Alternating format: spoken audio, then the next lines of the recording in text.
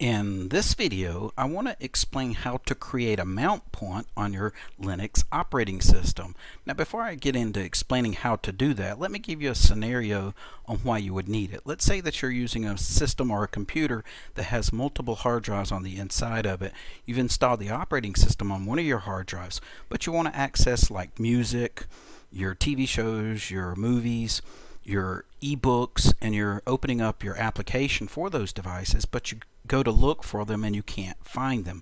One of the reasons why is you need to create a mount point so that you can actually locate those type of files, and that's what I'm going to show you here in this video. And if you found this video on YouTube, I will provide a link below the video in the show notes where you can access my web page that has the step-by-step instructions for doing this. Now let me open up my web page here in the Vivaldi web browser. Here it shows you how to create a mount point. I'm not going to read all of this to you. You can read, but I will go through in step-by-steps and show you what I did. And my system is already set up, so I'm not going to be modifying my system, but I'll be showing you the images that as I modified it, how I did it, the steps for it. To start with, let's take a look up here at what my system contains inside of it pertaining to storage devices or hard drives. My first, which is my main hard drive, is an SSD, and I chose an SSD for the speed. This is an older system, so one way to improve the speed is by putting a faster hard drive, which is a solid state device rather than a mechanical one, and it operates much faster. So it really sped up when I put the SSD in there. But that is my main drive, which contains my Ubuntu Mate 20.04.2, the long-term support at the time of making this video. My secondary and other devices, hard drives, I have three other hard drives, 1.5 terabyte Western Digital that just contains files that accumulated over the years, and I have a 4 terabyte that contains files again accumulated over the years, and then my 2 terabyte storage drive, which contains old TV shows and old movies that I've ripped off of DVDs that I put into folders, as you can see here, movies and TV folders over the years as well. If you install programs such as Plex, MB, or Jellyfin, as a Plex media server or the MB media server or the Jellyfin media server, when you go to look for your movie files and your TV files, you may not have access to those. But if you watch what I do in this particular video, you should be able to set up your device so that you can locate those by creating yourself a mount point. Now, the way that you create yourself a mount point is by editing or modifying the Fstab file on your system. The Fstat is found in the etc folder within your root drive. Your root drive is the /. So let me open up my file manager, which is the Caja file manager, and if you look, I'm in my home folder, which is my name. To get to the root drive, you can click this arrow here, and there's the root drive. If you've got it set up where it's here, you can just simply go back. You can change the view by clicking this. It says toggle button between your text-based location bar, so you can put it in like you would normally type a path in a DOS prompt or a terminal in Linux. Now, when I'm talking about DOS prompt, that's referred to as a Windows environment. Here is your etc folder. Notice we're in our root. We're not in the home folder, but we're in our root folder. There's the etc. You simply scroll down and you're looking in their alphabeticalized. There is the FSTAB. Now the Fstab file is a system, it's a file system table. That's what it stands for. If I double click it or right click it and say open with a text editor, because it's in a system folder, you can't edit the Fstab file just by double clicking it with a text editor. It's read only, so it allows you to look at what's in that particular file. Now, since this is a file system table, this contains information about the devices in your system and how it mounts them during boot up. Anything that you see in this Fstab that has the pound sign in front of it, that means it's a comment. It's not actually executing this. This is for the person that opens the file, that they can read it and understand it. Like this tells you the order of what you see down below, like the file system, this is this, which is the UUID, and that's what we'll be adding to this, is the UUID of the drive that you're trying to access your media on. And now I've added this, my media files as my comment, I've added my UUID, I added the path, and I added this information here, which I'll tell you more about that in just a few moments. But what you see here, this is the file system, this is the mounting point, which is the location for it. This is the type. Now I will say that these three hard drives that you see here, this is the SSD, and these are the three devices that are inside of my system that used to be in my system when I was an old Windows 7 user. So these are formatted using the NTFS. Now I didn't want to reformat them and lose all the data, so these are still formatted with the NTFS, each of three of these devices here. Now that device up there is using the ext4, which is formatted with Linux when I installed the operating system, which is Ubuntu Mate. It was originally 16.04, then eventually evolved now, which is 20.04, the long-term support. Now let me show you, let me go ahead and close, or I'll minimize this for now, and I'll minimize my file manager. So this is the file that we will be adding. Now one of the things that we have to look for in order to access this particular hard drive, this is my hard drive that contains my TV shows that I've recorded with my little box that's hooked to my television set. I have a little thumb drive in it that I can record. This is where I record my TV shows and put them in here where I have access to showing them later or viewing them later, or movies that I've ripped off my DVDs. Here's my movies folder. But if I install Plex or any of the other media server software, when I go to look for these, I can only have access the folders that are on my Linux system. However, you can see here when I open my Kaha File Manager, I can access my 1.5 terabyte. I can access what is called the local disk, which is the 4 terabyte, or I can access the 2 terabyte. Now these names were given to these drives when they were partitioned and formatted when I had Windows on the system. So you could go in there and change the names of these, but right now I don't really need to do that. Right here is my folder. So what I need to do in Linux, these drives are not associated with drive letters like you see in Windows. This is not the C drive, that's the D, that's the E, and that's an F. These are identified with path file names or a UUID, which is the universally unique identifiers. So let me open up disks. That if you go into Systems Control Center, and if you look under your hardware, here is the disks command. So if you click on disk, I can go ahead and close the control center. Here are the 4 hard drives in my system. These are my floppy drive. As you can see, this is an old computer that still contains a floppy drive, and it does have a CD-ROM in it, CD burner. And these are on my front of my system where I have a card reader that where it associates with and it has USB devices that can plug into them. But this hard drive here is the one I want to focus on. As you can see here, that's my main one, which was my Samsung SSD. So as you can see here, here's the device location. Instead of using like drive letter C, drive letter D, drive letter E, and so on and so forth, this one is identified as the device. There's the root, and it's in a folder DEV, and then it's the SDA1. So that's the location. That's how it mounts this particular main drive, which is the boot drive. Now these drives are not booted up during the turning on cycle of the computer. These are just extra hard drives that have storage. Now one of these hard drives did used to have Windows 7 on it. I completely selected the Windows folder and deleted it, so I never boot up in Windows anymore. I used to have it where I could dual boot, but once I started liking Ubuntu Mate, I just deleted the Windows folder off my system. Now here is my 2 terabyte hard disk. It says the master boot record, so since this has a master boot record, this was probably the hard drive that at one time had my Windows 7 on it. So as you can see here, this is my file system partition. Normally, if I would be looking in the terminal, and you don't need to open the terminal, you can use disk to view everything that you need. This would normally be associated instead of a drive letter. It accesses this device through the root DEV directory or folder /SDD5. So as you remember here, this was SDA1. This one is actually the SDD5. Now, I'm not going to really record this into my Fstab.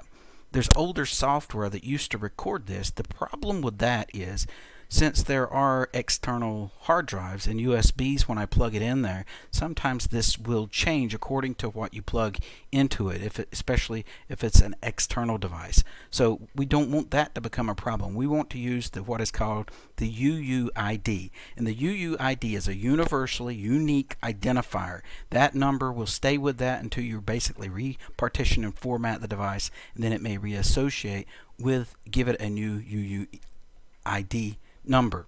Now this right here shows your partition type. Now it's a NTFS, so this gives you everything you really need to know about your hard drive that you're dealing with, so that you know what to put into the Fstab by looking at the information here. You can get additional information by going to more mount options. By clicking here, you can see it has the UUID. It tells you, now this is what I've created and put basically here, or when you put that in the Fstab, it will place it here. But then this shows you the defaults and then the no time that I've added to it, and it shows you the file system type. So now let's go and take a look at how we place the UUID into the Fstab. Now if you're a Windows user watching this video, you might say, well, that's complicated, I don't have to do that in Windows. Well, Windows really a lot of times does this for you. There is a UUID in Windows. With Windows 10 it's called a GUID, which is a globally unique identifier, and here's information on the GUID that you can work with, very similar to Linux, within the PowerShell of Windows 10. So it works very similar to Linux. So for those of you that are Windows users, you don't have to say, well, we don't have to deal with that. Well, you do. It's just a lot of times it does it automatically, because a lot of things in Linux, you normally have to put your password in to make changes. It's why it's very safe to use without viruses changing things. So it gives you the option to making the changes instead of the system automatically doing it for you. Now, a lot of systems do automatically do this when you're setting up your system. So not everyone that's using Linux has to do this. It's just if you're using multiple devices in your system and they're not showing up, that's when you need to edit your Fstab.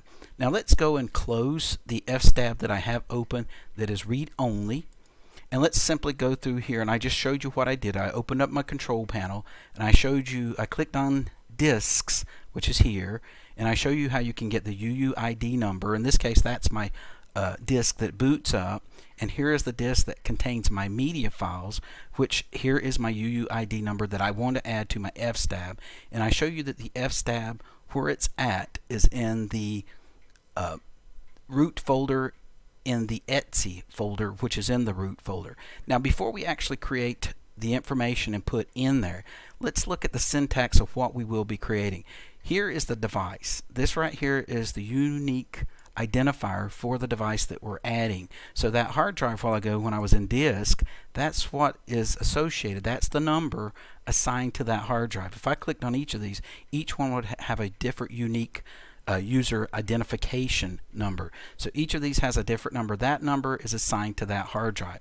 So this right here is what I'm going to put into this Fstab that boots up in. It looks into the Fstab folder. You have to be very careful when editing this, and that's what I put here. Be very cautious. But in a moment, I show you how you can check it before you reboot your system, because it can break your system to prevent it from booting up. But if you do everything correctly, you won't have that problem. So you will put the UUID number just as you see here. So if there's a capital C, you're putting a capital C. If there's a capital B, put a capital B. It is case sensitive. So one of the things I recommend doing is, if you can, highlight the UUID, right click and hit copy. That way you're not creating any typos by transferring it from one to another. And I recommend you to put this in to a text editor before you actually put it, so you can copy and paste it, so you can look over it before you actually put it into your Fstab file.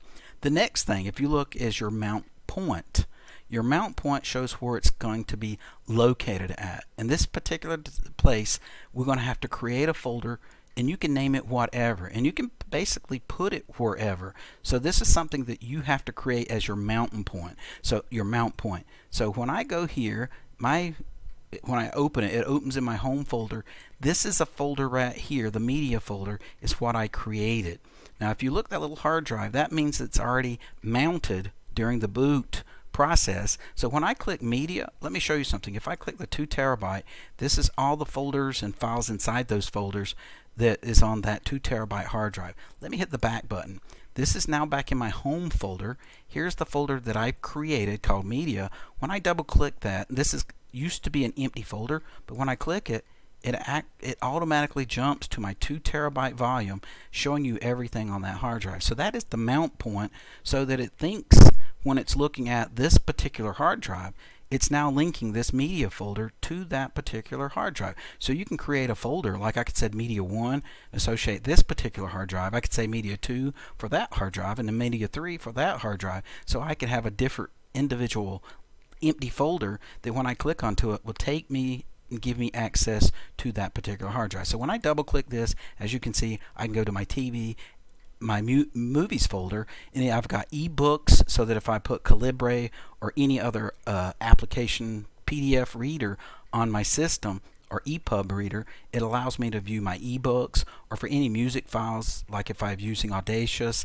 Clementine, Strawberry, it allows me to view the music rather than just you viewing the movies and TVs that I earlier talked about. So let's show you how to do this. Now, with most file managers, you can right click and choose create a folder. Now, when I did that, I'm not going to create media, I've already done that, but let's say I want to do another one. I can say media 2. And that's the way I basically did that media. I just right clicked, created the folder, and named it. Now, when I first put the information in the file stat and I associate it with that folder, it's not going to immediately have that little icon on that folder. That's after you reboot. That just lets you know that this is now linked to that hard drive when you see that that icon changes. Now, remember I said that we can't edit the Fstab just by double clicking it, open it in my text editor. You can come here within the Caja File Manager, but not everyone uses the Caja File Manager in Linux. I can say edit as an administrator, and I could put in my password, and then I could open it up, and I can edit this now because I'm opening it as a super user. I'm like a root user, so that way I have administrative privileges to making changes in this folder. But not everyone uses Caja, so let me close this out and let me show you how you can edit this Fstab file. And I actually have the instructions here on my website. One of the things that I'm using to edit, you can use any text editor. My favorite text editor is the gedit text editor. So I'm going to be saying sudo, give me super user privileges.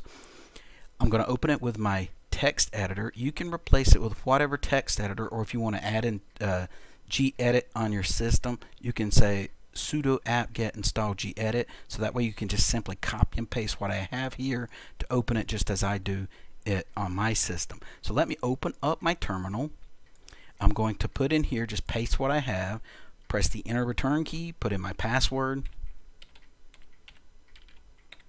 and it's going to open up in gedit, and it's no longer read-only. I can make changes here. So originally, this particular information, I'm just going to cut it for now, was out of my system. This is basically what it looked like. Now yours probably will not contain this. This is something that I added to my system because the no A time, if you click on my links, I have somewhere in here that explains about the no A time, which is here. So if I Google that, it will let you know a little bit more information about that, which allows you to speed up your system. So here's the man pages that you can read. If you want to read more about no A time, you can click some of the links that I have in here. It actually makes your system run a little faster. You can leave out that part if you feel uncomfortable with it, or somewhere down here I have a link that gives you an in-depth more information about the no A time. It's on my website, but that's something that you can leave as optional. Now here's where we're at. Oh, here it is, no A time on open source. If I click here, it will take a moment or two. The internet's kind of slow today, I apologize. It says improving the Linux system performance with no A time. It talks about turning off this has a small but effective way to improve the system performance, and you can go on and read about this, about what that particular command does and how it actually speeds up your system. But if you don't want to include that, you can leave that part out. So here's where we're at. We're opening up our Fstab, but we're not doing it in read-only. We're going to put this information here. So the information that I just cut, I'm going to eventually put it back. The way that you put it is normally you don't see this right here as well, but you can imagine going to the last line, press the enter or return key. Now I'm going to simply paste what I had back. What you're going to do when you put the pound symbol, that just means that anything after that pound symbol is a comment. This is nothing going to be executed. So whatever you write here is for you. So if when I write my media files, that just simply means that that gives me access to my media files. And if I wanted to know what disk that was on, then I could basically say on my 2 terabyte volume, I could add that in my Fstab. I could put parentheses for 2 terabyte volume, or on disk, I could use that /dev/SDD5, so that way that would give me a little bit more information on which drive I'm using this, or the user identification, what it associates to. But for me, I know that the My Media Files is in that particular 2 terabyte drive. Now here is the UUID that we copied from disk. I just simply right click, copied that, and I put it into here. I put UUID equals, and there's the number. You can press the tab key or you can press the space key around 3 times. Then you're going to put the location. There is the media folder that we created. So if I go back here or go to my home, there is the media folder. I'm going to go ahead and delete the second one. I don't need it. So if I wanted to copy that path, I could click this, and I could just basically, if I double click that, I could copy and paste this. So that way that's the path to this hard drive. So all I simply do is come in my Fstab and I paste that here. And that is the information that you see here. Or you can type in /home, whatever the name that you've named it when you created your operating system, which in my case I put my name, and then media. Make sure that you put it in exactly as you see here, because it is case sensitive. Again, you can press the tab key or press the enter key over a few times. Now if you look here, the next thing that you're going to be doing, if I look at my syntax up here, you've got the device, the mount point, the file system type. My file system type is NTFS. I can go back to disks and you can say partition type. It will tell you I'm using the NTFS, and I don't want to simply copy and paste that because that's capital letters as a way of identifying here. Here you want to use lowercase letters. So I'm going to put NTFS here as my file system type. Now for if it was like that main drive, which is my SSD, was partitioned in Linux, then it would be ext4. Now, not all of them are, so you're going to still have to use disks if these are partitioned using Linux, and look at the type here, and then that way you're able to put it into your Fstab, which is here. Then you can hit space a few times and type in the word defaults. Now this right here, you don't have to use defaults. At the bottom of this particular section, I give you some more examples other than using defaults. Default will work for most people because that takes the defaults of what that drive is. So if you're a beginner or intermediate and you don't want to understand putting all the information, that's more for intermediate and advanced users, then you can put defaults there, plural, into the Fstab. And that's what I've done. And then I put a comma, and then I put the no 8 time to speed it up, but you can leave that particular part out. And then I put 0 and 0. Let me explain what the zeros and zeros are. Let's go back up to where my syntax is. You got the dump and you got the pass. The dump is enable or disable backing up. So if you have 0, that disables. So every time that I turn my system on, I don't want to back up that hard drive. That's a 2 terabyte hard drive, which you see here. I don't want that 2 terabyte hard drive to be backed up every time I turn the system on. So I disable that feature by putting a 0. If it was a small drive that you wanted backed up every time that you turn your system on, then you would put number 1 in that location. That 0 would be a 1. The pass number. This controls the order of FSCK, which checks the system for errors at boot time. Since that's a 2 terabyte hard drive, I really don't want to scan that system for errors every time I turn the system on. So in this case, I put a 0 for that. So the last 2 zeros indicates that you don't want to back up that particular hard drive and you don't want to check that every time that you turn your system on. So that's what the syntax means. Your identification number, the location, which is this is your mount point. That folder is where your system, when it locates that, UUID, it's going to go to that folder, which will then give me access to all the folders on that hard drive. This tells what type it's formatted with, and this basically is the defaults of that particular hard drive, which, as you can see here, the options, the mount options to access the drive. You can look at man pages for more information, and I do have the man page here. So that explains the format of those. Once that you've got this completed, you then hit the save button in your text editor. You're then ready to close it. Now I've made some changes, so I'm going to say close without changing because I cut and then paste. So I'm going to say save without changing. Now a way that you can test this, because remember I said that this will break your system if it's not done properly. So you can test this by going sudo mount A.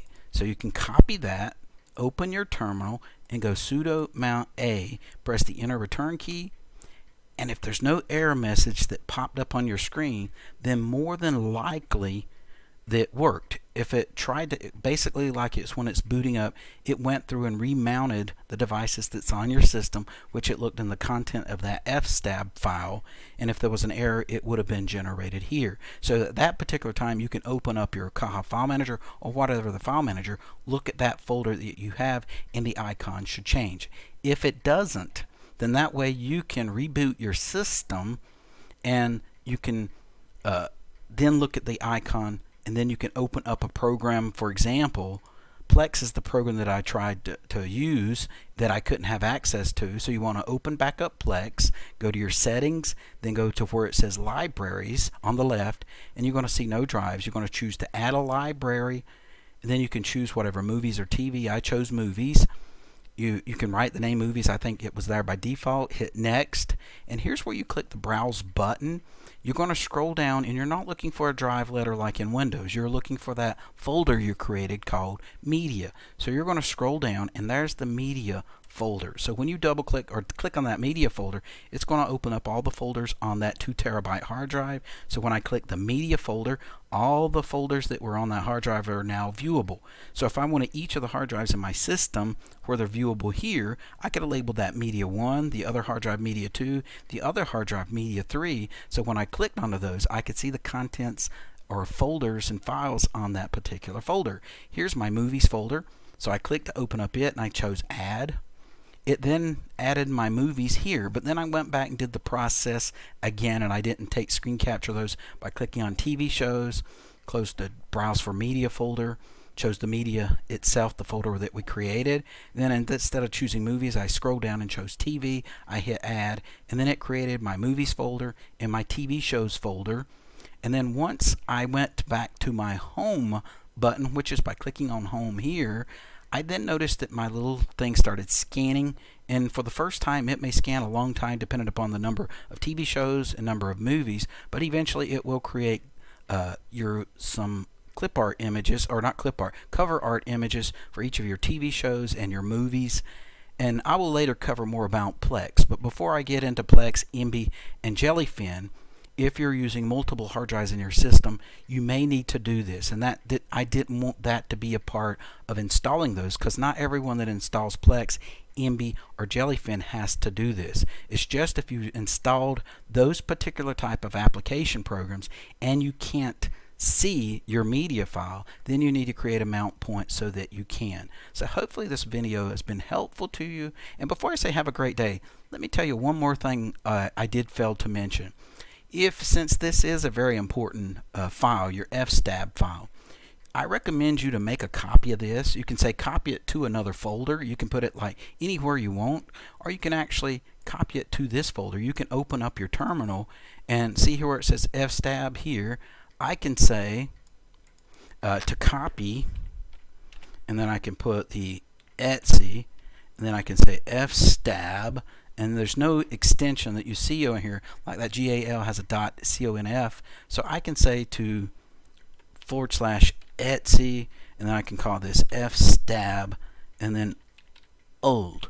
Now you want to do this before you make the changes. I've made the changes, but I do have a copy of my Fstab in my documents folder. I made a copy there, but here you can put it back into the same folder. So when I say copy, and this needs a sudo at the beginning because I am in my system files, folder. So if when I press the enter key, it's going to ask me for my password. And so when I hit this, there is the Fstab old. So that way, if something happens, you can always go back and say copy, and then put fstab.old into your regular Fstab. You can copy that contents back into this folder. Now, since both of these are the same information, I'm just going to delete this one. I failed to mention that at the beginning. I don't know why, but I did make a copy of my own Fstab. I recommend you to make a copy of that, so that way that if something happens, you can always get access to your terminal, restore the Fstab back to its original state so that you can reboot your system. All right, now, hopefully this video has been beneficial to you, and have a great day.